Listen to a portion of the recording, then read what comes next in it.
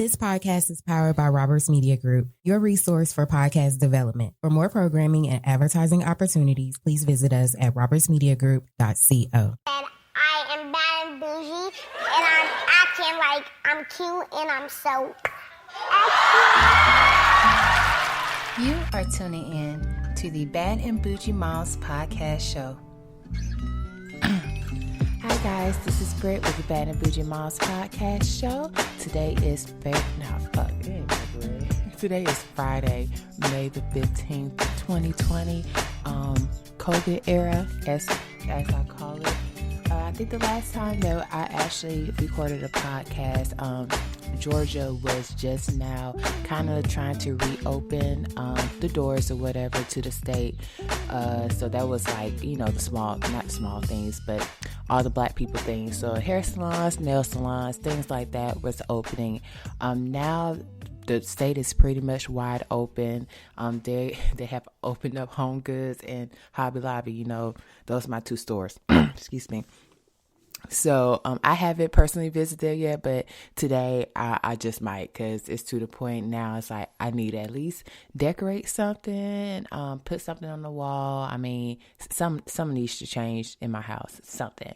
So luckily for the area that I'm living in, people are still being safe, wearing their mask. I will say probably about 85% of the people around this area is wearing their masks. However, when me and my husband went out to Roswell, Georgia, for Mother's Day, he ended up buying me a steak from Little Alley's, which was actually really good, just to let you guys know. The people down there in downtown Roswell was having like the best life. Like they had no mask on. They, walking up and down the street with their drinks, sitting, on outside on the little porch area, whatever. You would think there was no type of COVID-19 that was around. So it's crazy how, everything gets going on in the news. People are trying to warn you like, hey, this shit might come back around again 10 times harder. But you got folks out here like wilding, like they legit are not taking this seriously.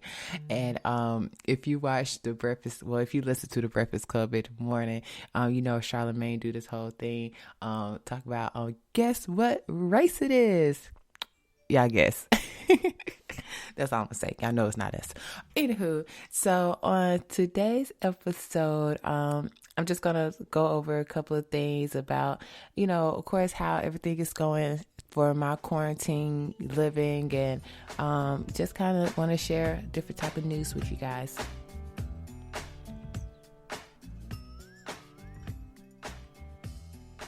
All right, so the first thing that I want to talk about is actually, is that really what I want to talk about? Yeah, I'm gonna talk about this. All right, so recently, my husband and I, we had a little spat, if we will say, about, well, actually it wasn't a spat. Recently, my husband made the comment that he's tired of cooking breakfast.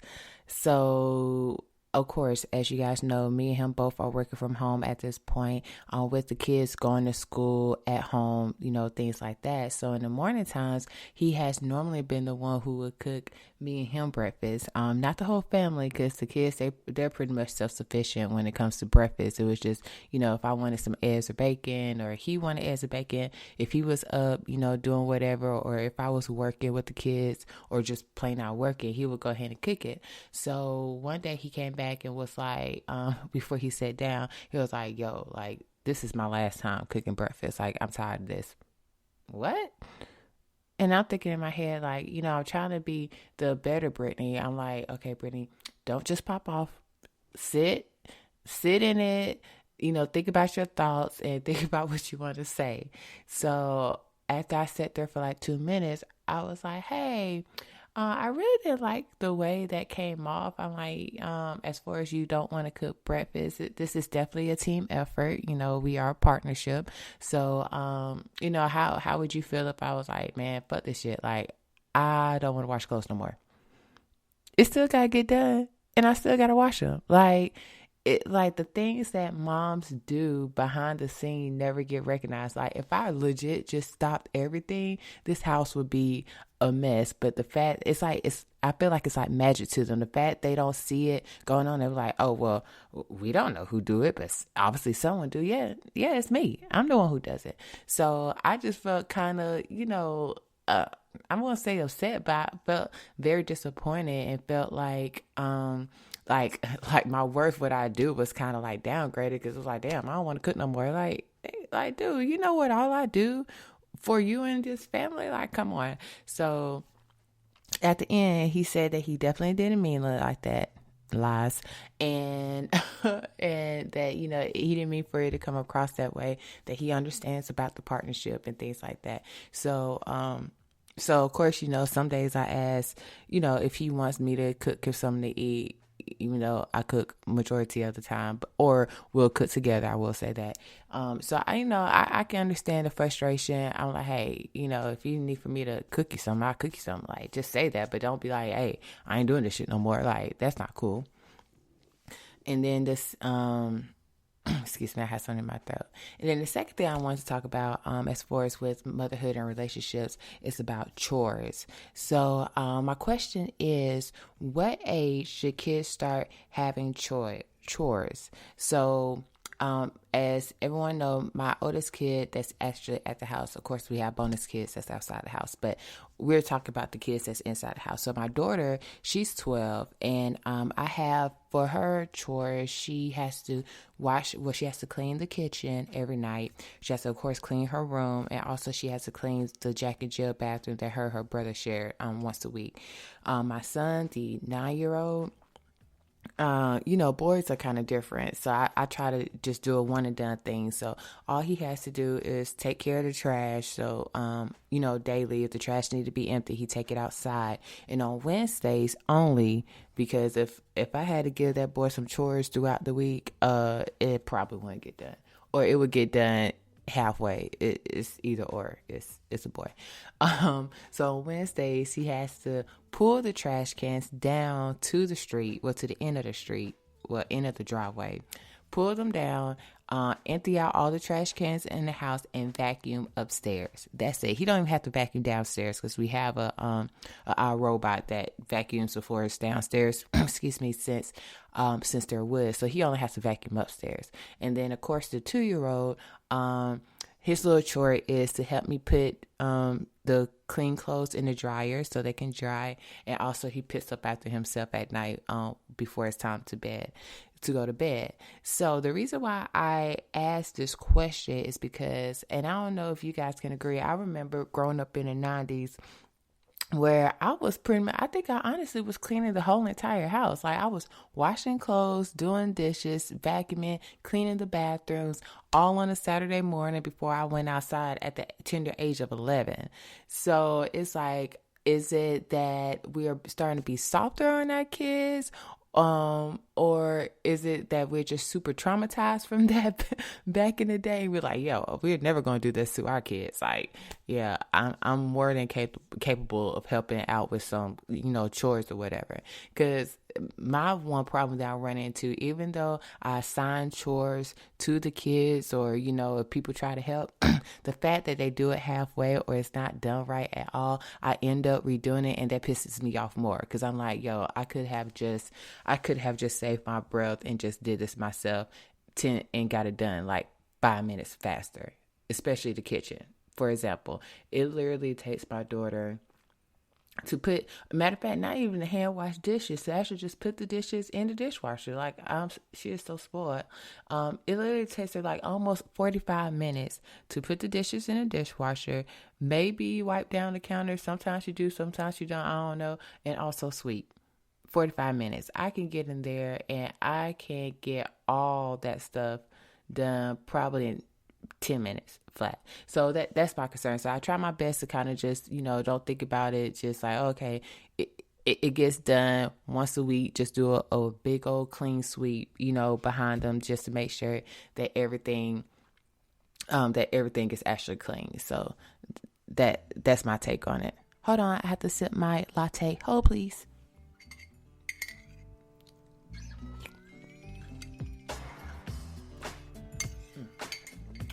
That's good. Lord, that's good. All right, so the next subject that I want to get to is, of course, about business. So I know a lot of us are either still working from home, or it's to the point where you're starting to go back into like a modified schedule where you're pretty much hybrid. You work in the office sometimes, and then, you work at home on the other days. So I wanted to drop a couple of gems about how to keep your workspace productive, and also to make sure, that you're comfortable in any type of workspace you're working in. A lot of people don't have the luxury of actually having a in-home office. So your office could either be your bed or, a little corner in the wall somewhere with a chair or the dining room table. So I figure I just drop a couple of gems that I thought about that probably would help you make sure your space is amazing. All right, so the first thing is to make sure that your works area is awesome is personalize it to your liking. So that can be either, getting your favorite throw pillow to put behind your back to make sure you have back support, or, getting your favorite candle to light while you work, just anything that brings you joy. Of course, with anything, once you start to personalize the area, it feels like you, and you won't feel bad like, oh my God, I got to get up out of bed in my pajamas and go to this computer and do this work. If you make it enjoyable, unless you be like, oh my God, I got to get out my bed in my pajamas and go and light these candles and do this work. So the first point is make sure you make your area enjoyable. Second point, to make sure that you stay super productive and that you like the work area that you're in, is and this more so about the productivity and not actually decorating part. But make sure you label all your shit. I have found that my husband, he's actually working downstairs in the dining room, has papers everywhere from his work stuff to, house stuff. Like maybe he has to review or go over. And it's like, how do you know where things are at when you have a meeting? He was like, yo, I just look for it, like put them on mute and I just look for it while I'm like, nah, you don't gotta do that. So in order to solve that problem, buy a couple of cheap labels with some manila folders. Damn, I sound old, but because I don't think they call them manila folders anymore. But the little paper folders. I guess it's manila fold, whatever. So get you some manila folders, put the papers in there, label them, so you at least it could be a simple label like work shit, house shit, and just make sure you put them in there. And then, at night when you're cleaning up your area, because I hope that you are, you can place your stuff back in there. It looks neat. You're able to find your things at the drop of a dime, and you won't be scrambling. So number 2 is definitely label things. Number 3 is storage. So of course, if you don't have a true office, most likely, you don't have like a filing system or anything like that to store your items. So one way you can get around this is, of course, if you're working at a table somewhere, you can buy one of the little, again, a little filing system, the little paper holders where you can hold your manila folders that you label, the work shit, in the area that you're in. So you can get this from Staples, Target, but it's pretty much like a matter of fact, you can actually get we call it a letter box, where it's just like a square rectangle, a rectangle box where you just put letters in back in the day. So you can even get one of those just for you to be able to house your items somewhere. Another way you can have storage is actually by adding wall storage. So if you do have a little dedicated space, don't necessarily have to be an office, but just a space where you actually go work at and it has a blank wall, definitely use that wall to put up like you could do a wall system, you could do a pegboard where it has different filing systems, or things you can hang on there, just everyday stuff that you use for work. So definitely having some type of storage either on the table or on the wall in the area you are working in will definitely help you stay more productive. And lastly is make sure you set your schedule. And what I mean about that is that for people who are overachievers like me, working at home could get super blurred when you kind of could take a break whenever. So in order to not be burnt out, because if you don't really have a set stop time, you will end up becoming burnt out because you'll be working like whenever. Make sure you set a schedule up that you work 9 to 5, 10 to 6, whatever your schedule is, and you actually stop at that point. The reason behind that is, of course, number one, like I already mentioned, you don't want to have a case of burnout. Even though you do have the autonomy to be able to kind of come and go as you please, since you're working from home, you're still using mind power. That's why if you follow me on Instagram, I had posted probably a couple of weeks ago, like, damn, I need a vacation from working from home. And, a lot of people agree with me, like, yeah, you legit still working, so why not? Like, you're still using your brain power, and it still tires you out. So just because you work from home doesn't necessarily mean that it's easier, doesn't mean that you can't have burnout, doesn't mean that you just sitting up chilling, watching TV, eating snacks all day. Because honestly, my TV don't even be on. Like, I can't concentrate with my TV on, and if I do have it on, I'm probably not being as productive as I should be. So definitely make sure that you set a legit start and stop time. And the last bonus gem that I'm going to give is that if you have a laptop, first of all, if you're looking for a work area in your home and you don't really know where to go, Amazon has this really cute computer. Well, it's not computer setup, but it's actually for a projector, but it does as a laptop stand or whatever. So I forgot what it's called. I'll drop it down in the notes once I edit all this, but super cute. It has enough room for your mouse, and also because I think my laptop is probably like 15 inches, maybe, my Windows. So you're able to just put it up easily, sit it right in front of you if you're, at a desk or whatever, or even if you want to sit outside for a little bit. I definitely love working outside. That's my thing. If ain't no bees out there, or them, what's some new things? The murder hornets. Oh boy, I swear we on Jumanji, y'all. I swear. This just don't make no sense. But yes, if you like to change up your area often, or you just need somewhere to be able to put your stuff, definitely check it out. Like I say, it's a projector. Why I keep on wanting to say handle? A projector stand. It's white, and it dubs as a laptop stand. Super cute, super mobile. I loved it. It's super sleek. You guys know I'm all about minimalistic lifestyle, so it definitely works out. All right, moving on to the next topic.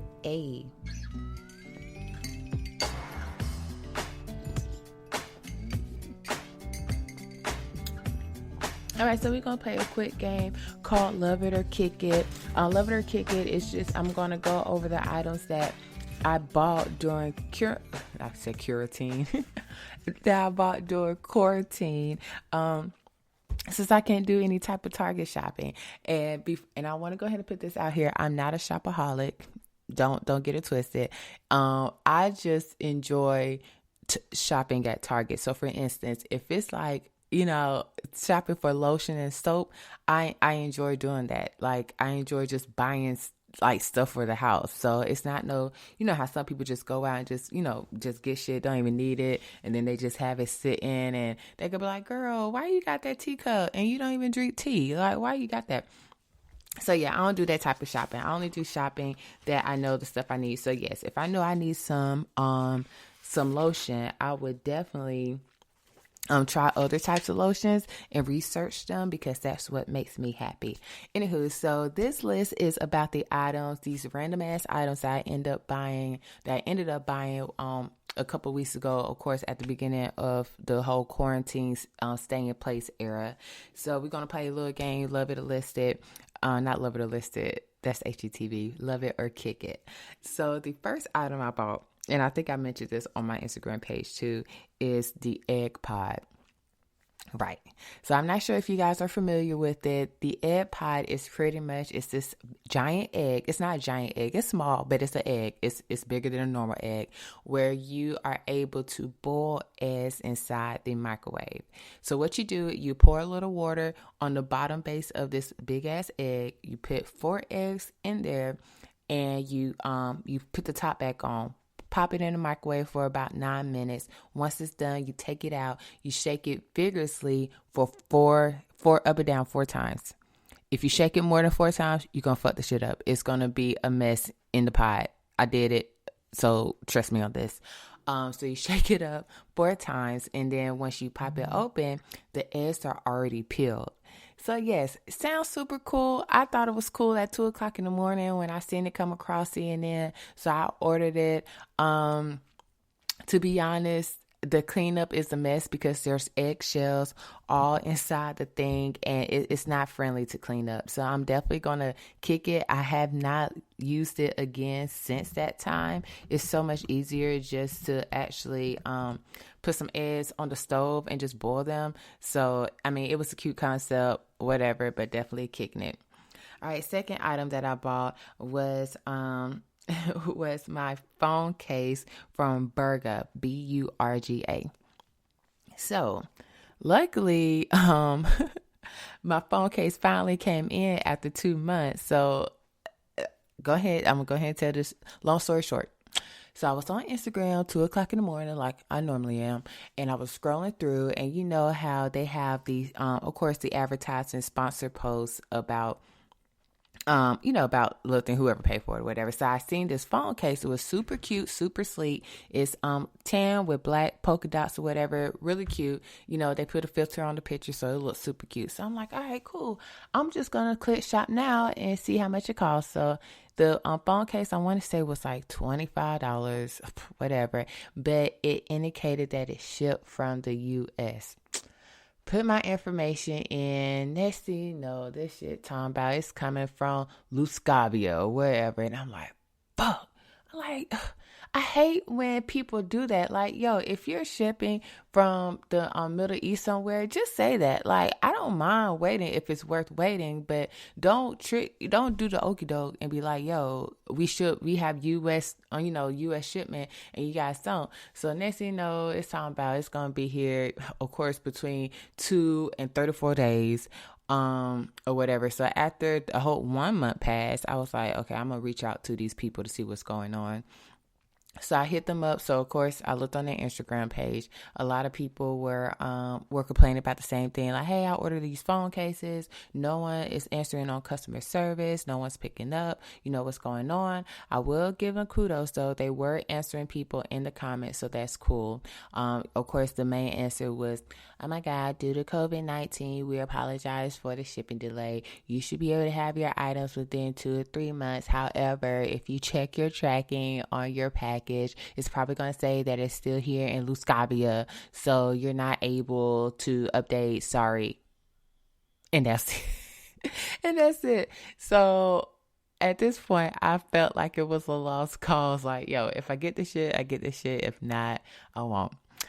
All right, guys. So finally, yesterday, the phone case came in. These dudes had the nerve to have me sign.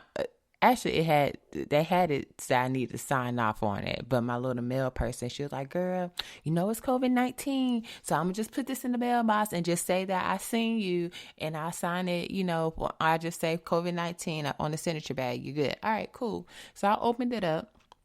All right, first thing online, it comes in this little velvety type case. Oh my God, y'all know what? Because it's pissed me off because I don't like cheap shit. The shit's cheap. But I'm going to go ahead and get into details about it. So it's supposed to come in this really cute velvety case with their little label on it. No label, polyester. Maybe polyester. I don't know. But no label. So I take it out. And yo, this case is legit not. It may be worth $10. Like, it's definitely, like, they're hitting people over the head, and I hate that because I'm not that type of person. Like, if I put out any type of product or service, I'm going to make sure you get your money's worth. You might even get more than your money's worth, to be honest. I might actually underpay myself, because I'm like, yo, I don't want you to go away disappointed about your purchase. Like, that's just me. So when shit like that happens to me, or I see people doing that, it really irks my nerves, because I'm like, how can you be that mean? Like, how can you knowingly be deceitful about your stuff? Like, yo, that's just not cool. So yes, back to the case. So the case is cute for what it is. I'm just going to switch it up because I got a better case from Amazon, of course, that cost me $10. But I mean, it's cute for what it is, but I'm definitely going to kick it. First, because it took so long. I don't care about COVID-19. Took too long to come. Secondly, the shit's cheap, whatever. All right, so next and last item that I bought over COVID-19, and I actually bought this for the hubby/family, is the Ninja Foodie. Lord Jesus, when I said this is probably was like one of the best purchases ever, like dead ass. So if you don't know about the Ninja Foodie is a dehydrator, an air fryer, a pressure cooker, slow cooker, and an air crisper. I want to say air crisper and air fryer is the same thing. It just might be just what they say, but it's all this in one. So when I say this shit, and it's super easy to clean up, but when I say this thing is the bomb. So we have cooked shrimp, chicken, steak, ribs, fries, potatoes, eggs, because I ain't feel like using the egg pot. What else did we cook in there? Salmon. We cooked a lot of stuff in there, and everything tastes great. So if you are in the, if you're in the shopping, almost not shopping area, but if you're in the lookout for an air fryer and you want something that's a little bit more fancy, definitely look at the Ninja Foodie. It's super cute. I'm gonna say it is heavy and it's bulky, so you will need to find a space, of course, on your counter for it, but it's definitely worth the money. So I want to say that I paid, I think I got it on sale for like $150. But for you to have all that stuff in one, it's super cool. It comes with a recipe book. So, so you're able to, try out their recipes. If you don't want to try out their recipes, you could definitely just kind of modify what they have just to your liking. So definitely check out the Ninja Foodie. All right.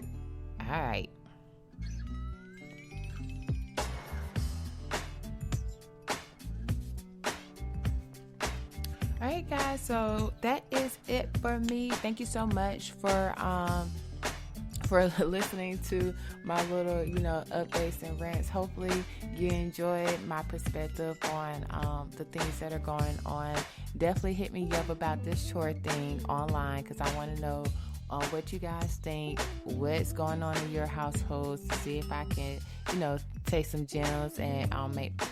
Also, just want to go ahead and let you guys know that I have been working on something amazing during this quarantine time. So I'm definitely excited to drop that super soon. It's coming along very well.